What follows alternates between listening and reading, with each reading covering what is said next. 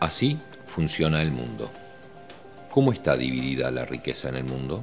Hoy se habla mucho de la desigualdad y que el 1% de los más ricos tenga mucho más que todos los demás. El discurso está focalizado en los Estados Unidos, mientras que la situación de la desigualdad es peor a nivel global. Estos son una serie de resultados de investigaciones realizadas sobre fuentes confiables, como por ejemplo las Naciones Unidas. Mientras resulta que la situación está totalmente desbalanceada en los Estados Unidos, la situación es peor si se mira el mundo entero. Comencemos por este gráfico que representa una distribución perfectamente equilibrada de las riquezas entre todas las personas vivas en 5 grupos, todos iguales entre ellos. Veamos ahora cuánto posee cada grupo respecto al otro. El 20% más rico tiene el 94% de la riqueza y el 80% restante no tiene prácticamente nada, solo el 6% del total. Incluso a la mayoría es difícil verlos en el gráfico, mientras que el 2% entre los más ricos tiene más riquezas que la mitad del resto del mundo. Miremos el gráfico de otra manera. Tomemos el total de la población mundial, 7.000 millones de seres humanos, y reduzcámosla gráficamente a 100 individuos que los representen a todos. La gente más pobre está a la izquierda, la más rica a la derecha. Veamos ahora cómo está distribuida la riqueza mundial, 223.000 millones de dólares. La gran mayoría de la gente no tiene prácticamente nada. Nada para pagar la educación propia y de sus hijos, o para pagar su salud y medicinas esenciales.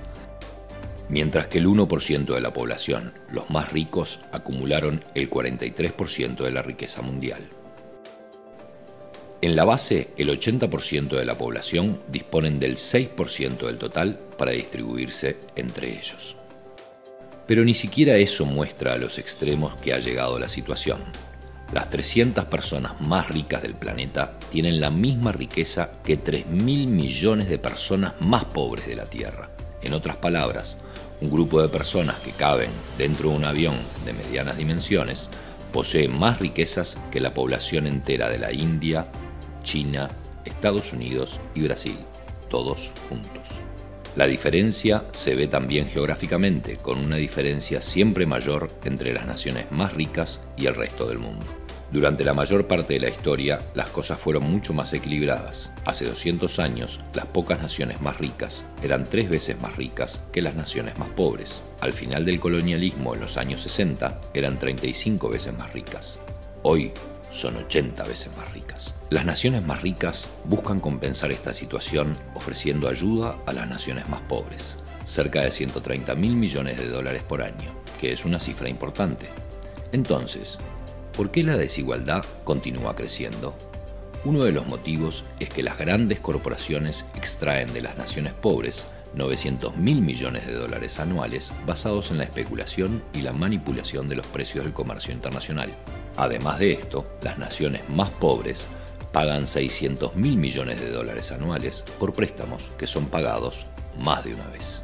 Además, están los recursos que las naciones del sur pierden por normas internacionales sobre el comercio totalmente injustas impuestas por las naciones ricas que les permiten tener acceso a nuestros recursos.